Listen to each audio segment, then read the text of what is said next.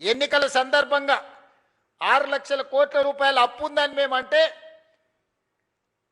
కాంగ్రెస్ అబద్ధాలు చెప్తుంది. 4 లక్షల కోట్ల అప్పు కూడా లేదని బుకాయించే ప్రయత్నం చేశాడు.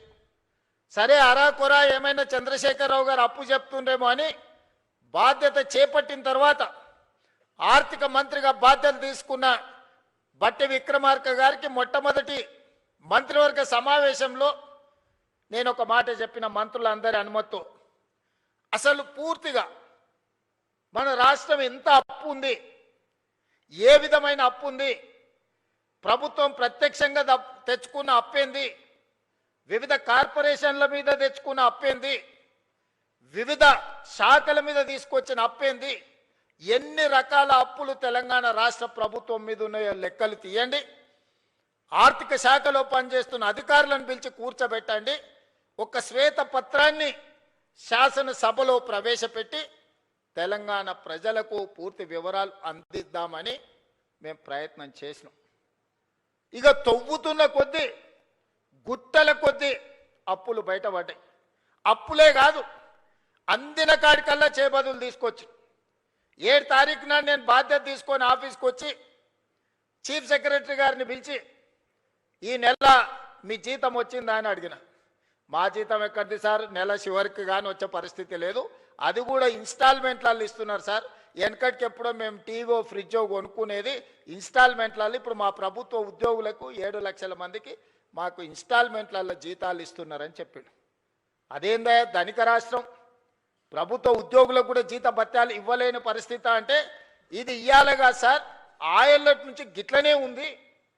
మేము ప్రభుత్వ ఉద్యోగస్తులకు జీతాలు ఇవ్వలేని పరిస్థితుల్లో తెలంగాణ రాష్ట్రం ఉందని చీఫ్ సెక్రటరీ గారు చెప్పారు. ఇది వాస్తవం.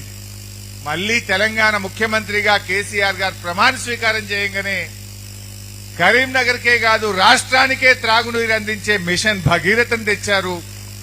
పెండింగ్ లో పెట్టిన రైల్వే లైన్ ను రన్నింగ్ లైన్ గా మారిస్తే ఇప్పుడు సిరిసిల్ల దాకా వచ్చింది రైలు. ఒక ఏడాది వరకు హైదరాబాద్ కరీంనగర్ రైల్వే లైన్ కూడా రాబోతా ఉంది. అంటే ఆనాటి జ్ఞాపకాలు నాకు గుర్తొస్తా ఉన్నాయి. నిజంగా కరీంనగర్ లో ఎన్ని ఉద్యమాలు, ఎన్ని పోరాటాలు, సకల జనుల సమ్మె, మీటింగులు, ఉద్యోగుల గర్జనలు, ఎన్నెన్నో కార్యక్రమాలు జరిగినాయి. అందుకే ఇవాళ కరీంనగర్ అంటే కేసీఆర్ గారికి ఎంతో మమకారం, ఆయనకెంతో ప్రేమ కరీంనగర్ అంటే. మళ్ళీ ఈరోజు ప్రజలు అర్థం చేసుకుంటా ఉన్నారు. ఇవాళ కాంగ్రెస్ ప్రభుత్వం ఏ రకంగా ఫెయిల్ అయిందో, కాంగ్రెస్ ఈరోజు ఏ రకంగా ఈ రాష్ట్రానికి నష్టం చేస్తుందో మనందరికి కూడా అర్థమైతా ఉంది. అంటే 3 భాగాలు చెప్పమన్నాడు మా కమలాకర్ గారు. 1 ఎస్ఐఆర్, 2 మన మానే డ్యామ్ లో నీళ్లు లేక, వరద కాలువకి నీళ్లు లేక బోసిపోయింది, దాని గురించి మాట్లాడమన్నాడు. 3వది జనరల్ రాజకీయం మాట్లాడాలి. సో 3 అంశాలు కూడా మాట్లాడుకుందాం. సరే, మొదటిదిగా నిన్న రేవంత్ రెడ్డి స్పీచ్ మీరు ఎవరైనా టీవీలో చూసిందో లేదో నాకు తెలియదు. అది చూసిన వాళ్ళకి మాత్రం అర్థమవుతుంది ఏంటంటే రేవంత్ రెడ్డి తనకు తానే ఒప్పుకున్నాడు వచ్చే గవర్నమెంట్ బీఆర్ఎస్ గవర్నమెంట్ అని. నిన్న ఆయన మాట్లాడుకుంటూ మొదట్లో ఏమన్నాడు, 2034 దాకా నేనే ముఖ్యమంత్రి అన్నాడు. మళ్ళా గెలిచేది నేనే అన్నాడు. ఆ తర్వాత బీఆర్ఎస్ ను మొలకెత్తనీయా అని మాట్లాడిండు. బట్ నిన్నేం మాట్లాడిండో మీరు చూసిందో లేదో. ఏమన్నా అధికారం పర్మనెంటా? ఎన్టీ రామారావు పోయిండు, రాజశేఖర రెడ్డి పోయిండు, ఇందిరాగాంధీ పోయింది, నేను కూడా పోతా.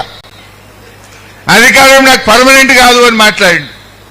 ఇంకో మాట అన్నాడు, ఏ కేసీఆర్ మళ్ళా గెలిచినా కూడా ఏం చెయ్యడు అంటుండు.